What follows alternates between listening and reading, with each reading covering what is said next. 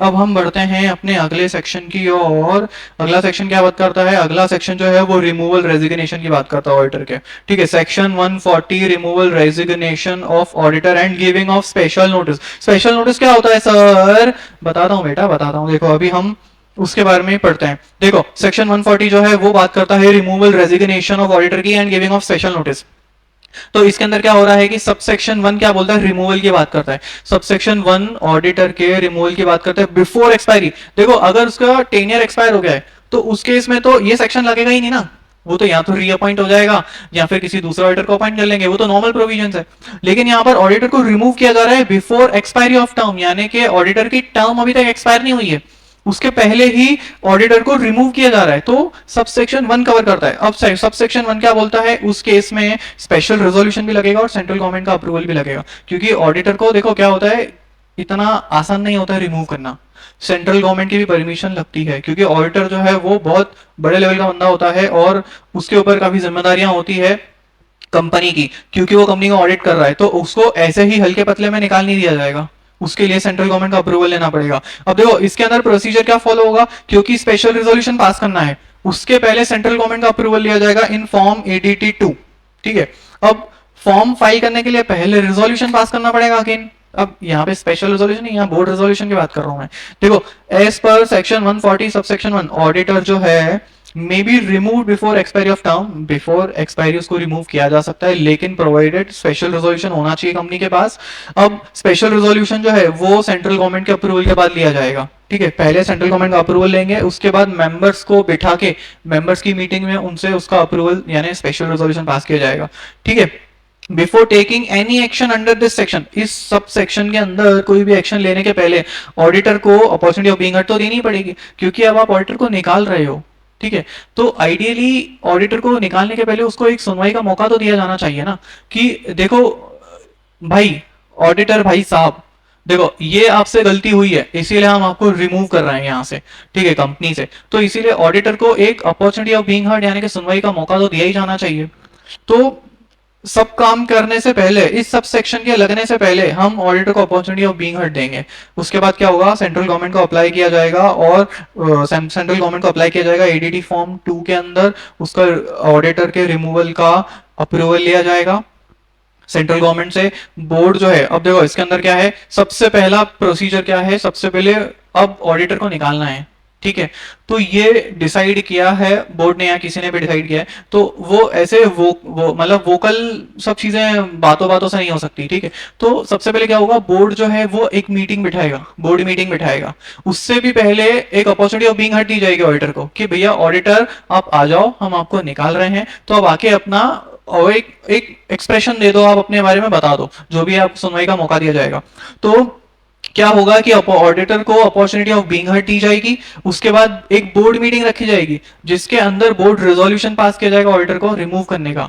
फिर next step आएगी कि ADT2 के अंदर हम सेंट्रल गवर्नमेंट को एप्लीकेशन करेंगे और अप्रूवल लेंगे। फिर अप्रूवल आने के बाद एक मेंबर्स की मीटिंग रखी जाएगी जहां पर स्पेशल रेजोल्यूशन पास किया जाएगा। ठीक है, तो देखो ये सब सेक्शन क्या बोलता है, इस सब सेक्शन का प्रोविजन बोलता है board meeting will be held to decide about. अब बोर्ड मीटिंग को तो हेल्ड रखना पड़ेगा ना, बोर्ड मीटिंग तो रखनी पड़ेगी within 30 days of the resolution pass by the board application to CG, यानी कि बोर्ड मीटिंग के बाद जो बोर्ड रिजोल्यूशन पास हुआ है, बोर्ड रिजोल्यूशन के 30 दिन के अंदर हम सेंट्रल गवर्नमेंट को एप्लीकेशन देंगे ADT2 के अंदर। फिर सेंट्रल गवर्नमेंट का अप्रूवल आने के बाद 60 दिन के अंदर जो है वो मेंबर्स की मीटिंग बिठा के उनसे स्पेशल रिजोल्यूशन पास कराना पड़ेगा। तो देखो सबसे पहले क्या है, अपॉर्चुनिटी ऑफ बीइंग हर्ड दी जाएगी, बोर्ड मीटिंग होगी, बोर्ड मीटिंग के अंदर बोर्ड रिजोल्यूशन पास होगा, फिर उस बोर्ड रिजोल्यूशन के 30 डेज के अंदर हम सेंट्रल गवर्नमेंट को एप्लीकेशन देंगे। ठीक है, सेंट्रल गवर्नमेंट को ADT2 के अंदर हमने एप्लीकेशन दी और उसका अप्रूवल आने के बाद अगले 60 दिन के अंदर एक मेंबर्स की मीटिंग बिठा के स्पेशल रिजोल्यूशन पास किया जाएगा, उसके बाद ऑडिटर के रिमूवल का प्रोसीजर कंप्लीट होगा। अब देखो इसके बाद अब ये जो है ये प्रोविजन यहां तक है। अब अगला सबसेक्शन क्या बोलता है, सबसेक्शन 5 बोलता है कि अगर ट्रिब्यूनल ने ऑर्डर दे दिया कंपनी को ऑडिटर को रिमूव करने के लिए, तो फिर तो भैया फिर तो मतलब इतना ताबड़तोड़ काम होगा। आप देखो इसमें क्या बोला है, अभी तक क्या होता था कि कंपनी का खुद का ऐसा ओपिनियन था कि ऑडिटर को निकालो। अब इस सबसेक्शन 5 के अंदर तो ट्रिब्यूनल ने बोल दिया है कंपनी को कि भैया ऑडिटर को निकालो। अब ट्रिब्यूनल ने बोला है तो उसको जरूर किसी ने तो बोला होगा, तो या तो ट्रिब्यूनल को सेंट्रल गवर्नमेंट ने एप्लीकेशन दी होगी, या फिर किसी और पर्सन ने, और किसी पर्सन कंसर्न ने अगर ट्रिब्यूनल को बोला है, या फिर ट्रिब्यूनल को सुओ मोटो ऐसा लगता है कि भैया ऑडिटर को रिमूव किया जाना चाहिए। अब ये ऐसा क्यों लगेगा ट्रिब्यूनल को? ट्रिब्यूनल जो है वो सेटिस्फाइड होना चाहिए कि ऑडिटर जो है वो फ्रॉडुलेंट मैनर में एक्ट किया है, यानी कि ऑडिटर ने किसी फ्रॉडुलेंट मैनर में एक्ट किया है, तो उस केस में ट्रिब्यूनल को लगता है, और ट्रिब्यूनल सेटिस्फाइड भी है, तो ट्रिब्यूनल जो है वो कंपनी को अपना ऑडिटर चेंज करने का डायरेक्शन देगा, सीधा ऑर्डर आएगा ट्रिब्यूनल को कि भैया इस ऑडिटर को हटाओ। तो अब उस केस में क्या होगा, if the application is made by central government, अगर ट्रिब्यूनल ने डायरेक्शन दिया है और सेंट्रल गवर्नमेंट ने नोटिस दिया था ट्रिब्यूनल को एप्लीकेशन दिया था सेंट्रल गवर्नमेंट ने, और ट्रिब्यूनल भी सेटिस्फाइड है कि इस ऑडिटर ने फ्रॉडुलेंट मैनर में एक्ट किया है, तो अब इस ऑडिटर को फटाफट निकाला जाए, ट्रिब्यूनल भी सेटिस्फाइड है, तो फिर 15 दिन के अंदर अंदर ही ऑडिटर जो है वो अपना पद खो देगा। ठीक है, अब देखो यहां पर इतना ज्यादा स्पीड में काम हो रहा है कि ट्रिब्यूनल के ऑर्डर आने के 15 दिन के अंदर ऑडिटर को अपना ऑफिस, ऑर्डर का ऑफिस खाली हो ही जाएगा। मतलब यहाँ पे कंपनी के निकालने की तो बात ही नहीं करी, ट्रिब्यूनल ने कंपनी को बोला ही नहीं कि निकालो, यहाँ पर सीधा ऑर्डर ऐसा पास कर दिया गया कि ट्रिब्यूनल के ऑर्डर आने के 15 दिन के अंदर उस ऑडिटर का जो ऑफिस है वो खाली हो जाएगा। इतना ज्यादा स्ट्रिक्ट प्रोविजन है देखो। उसके बाद अब ऑडिटर की भी तो रिस्पॉन्सिबिलिटी बनती है, इतना सारा तामझाम हो रहा है तो ऑडिटर की भी रिस्पॉन्सिबिलिटी बनेगी ही बनेगी दोस्तों। अब देखो रिस्पॉन्सिबिलिटी ऑडिटर, ऑडिटर की रिस्पॉन्सिबिलिटी क्या है कि वो इन केसेस में, in case of casual vacancy के केस में रेजिग्नेशन को कम्युनिकेट करे, किसको? अगर गवर्नमेंट कंपनी है तो ऑब्वियसली उसको सरकारी बाबू को तो कम्युनिकेट करना पड़ेगा, तो फॉर्म एडीटी 3 के अंदर, फॉर्म एडीटी 3 के अंदर 30 डेज रेजिग्नेशन के 30 डेज के अंदर, रेजिग्नेशन के 30 डेज के अंदर फॉर्म एडीटी 3 के एडीटी 3 में ऑडिटर जो है वो कंपनी को, आरओसी को और सीएनडीजे, इन तीन लोगों को इंटीमेट करेगा, अपने ऑडिटर, अपने रेजिग्नेशन की इंफॉर्मेशन देगा ऑडिटर एडीटी 3 फॉर्म के अंदर। अगर गवर्नमेंट कंपनी नहीं है तो सरकारी बाबू इन्वॉल्व नहीं होगा, और ऑडिटर जो है वो विद इन 30 डेज जो है वो कंपनी और आरओसी को इंटीमेट करेगा। ठीक है, तो देखो यहाँ पे अभी अभी तक के हमने 3 फॉर्म्स पढ़े हैं। एडीटी 1 जो है अपॉइंटमेंट में यूज होता है, एडीटी 2 जो है वो रिमूवल ऑफ ऑडिटर में यूज करा हमने, और एडीटी 3 जो है वो यहाँ पर यूज हुआ कि ऑडिटर ने रिजाइन किया है तो उसको इंफॉर्मेशन देनी पड़ेगी गवर्नमेंट कंपनी के केस में सीएनडीजी को, रजिस्ट्रार को और कंपनी को 30 डेज के अंदर, और अगर अदर देन गवर्नमेंट कंपनी है तो फिर आरओसी को और कंपनी को, इन दोनों को 30 डेज के अंदर एडीटी 3 के अंदर देना पड़ेगा। ठीक है, अब देखो अगला प्रोविजन क्या बोलता है, सेक्शन 140 सबसेक्शन 4 बोलता है स्पेशल नोटिस सर्कुलेट करना पड़ेगा।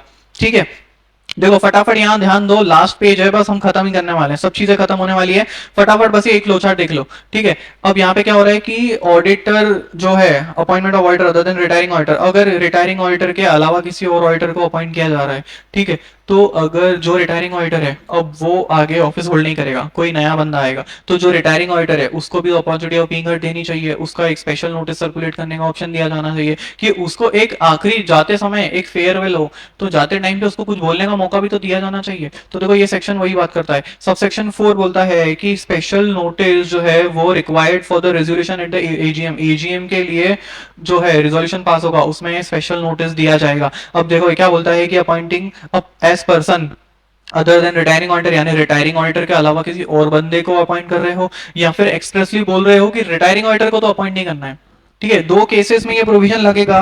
पहला केस ये कि अगर रिटायरिंग ऑडिटर के अलावा किसी और बंदे को अपॉइंट कर रहे हो, या फिर एक्सप्रेसली बोल रहे हो कि रिटायरिंग ऑडिटर को तो अपॉइंट नहीं करेंगे, तो उस केस में क्या होगा कि उस केस में ये सबसेक्शन अप्लाई होगा। ठीक है, और on receipt of notice of such a resolution the company shall send a copy of the send a copy to the retiring auditor. अब क्या होगा कि उस रिजोल्यूशन पास करने के लिए नोटिस भेजा जाएगा, यानी मीटिंग का नोटिस सारे मेंबर्स को भेजा जाएगा, तो वो नोटिस ऑडिटर को भी दिया जाएगा।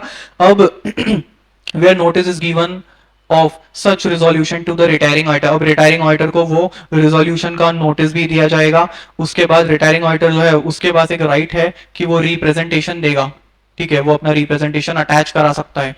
तो क्या होगा कि सबसे पहले उस मीटिंग को होल्ड करने का नोटिस ऑडिटर को दिया जाएगा, फिर ऑडिटर उसके अंदर अपना एक रिप्रेजेंटेशन अटैच करेगा जिसे स्पेशल नोटिस बोला जाता है। फिर उसके साथ साथ मतलब अलोंग विद द रिप्रेजेंटेशन उस मीटिंग का नोटिस सारे मेंबर्स को सर्कुलेट किया जाएगा। ठीक है, तो यहां पर ऑडिटर को सबसे पहले नोटिस रिसीव होगा कि हम आपके साथ आगे काम नहीं कर सकते, we are sorry for that. ठीक है, तो इसीलिए अब रिटायरिंग ऑडिटर के को बोलने का मौका दिया जाएगा, तो रिटायरिंग ऑडिटर जो है वो अपना रिटर्न रिप्रेजेंटेशन अटैच करेगा उस नोटिस के साथ, जिससे सर्कुलेट किया जाएगा सारे मेंबर्स को कंपनी द्वारा। अब कंपनी जो है उस रिजोल्यूशन के नोटिस के साथ साथ ये स्पेशल नोटिस भी सारे मेंबर्स को देगी, और एक fact state the fact of the representation having being made, और उसमें नोटिस में ये भी मेंशन करेगी कि साथ में हमने स्पेशल नोटिस अटैच किया, यानी कि ऑडिटर का रिप्रेजेंटेशन अटैच किया गया है, कॉपी भेजेगी सारे मेंबर्स को कंपनी के। और उसके बाद अगर अगर कंपनी जो है, अब देखो यहाँ पे क्या लिखा है, if the copy of the representation is not send because it was received too late और because of the company's default. अब यहाँ पे क्या हो रहा है कि रिजोल्यूशन का नोटिस तो सर्कुलेट हो गया, लेकिन उसके साथ में जो ऑडिटर है, रिटायरिंग ऑडिटर, उसका रिप्रेजेंटेशन सबमिट नहीं हुआ। ठीक है, अब उसमें गलती क्या है, यहाँ तो ऑडिटर ने रिप्रेजेंटेशन बहुत ही लेट दिया, या फिर कंपनी ने डिफॉल्ट कर दिया और उसका स्पेशल नोटिस दिया ही नहीं। ठीक है, मतलब अब बिना स्पेशल नोटिस के रिजोल्यूशन का जो नोटिस है वो सारे मेंबर्स के पास चला गया। तो अब इस केस में ऑडिटर मानेगा नहीं, ऑडिटर में require that the representation be read out at the meeting.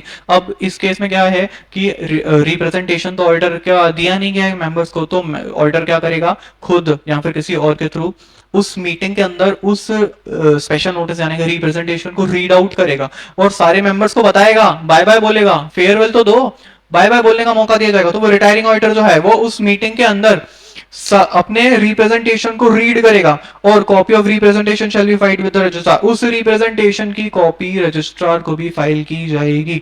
ठीक है, so here ends our topic, यहाँ पर हमारा टॉपिक एंड होता है। तो अभी के लिए अलविदा लेते हैं दोस्तों। Thank you so much for attending this lecture, और देखने के लिए शुक्रिया।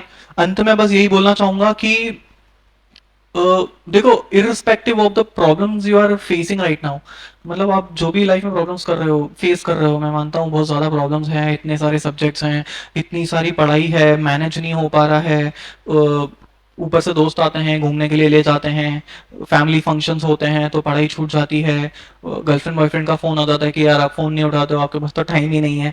तो देखो, irrespective of the problems you are facing right now, you have to work hard. मतलब देखो, कितनी भी प्रॉब्लम्स हो लाइफ में, लेकिन आपको हार्डवर्क तो करना ही पड़ेगा ना।